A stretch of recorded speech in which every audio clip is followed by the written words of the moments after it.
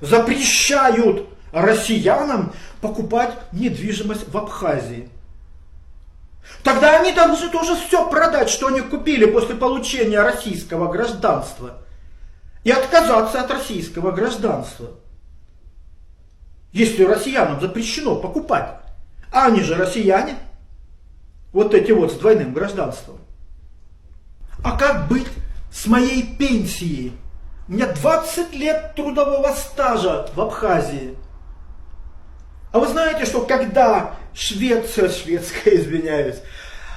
когда российский пенсионный фонд затребовал у Абхазии архивные данные о моей работе, вы знаете, что ответили абхазские власти, я думаю, также с двойным гражданством, российскому пенсионному фонду?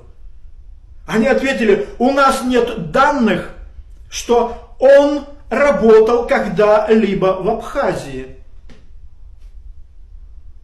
Это ли разве не вопрос для госбезопасности, который должен, в общем-то, поковыряться и узнать, каким образом такой ответ послан в Россию? Я в Абхазии работал с 14 лет.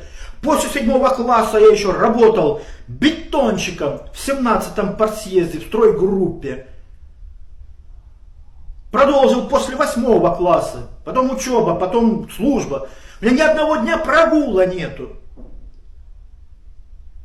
11 лет в Абхазии я отработал на 2 работах. На 2. А 1 год я работал вообще на 3 работах. Мне спать было некогда. И это все было в Абхазии, и это было все во имя Абхазии. А сегодня выясняется, а у нас нет данных о том, что этот персонаж работал когда-либо в Абхазии. Я думаю, это хороший вопрос для госбезопасности.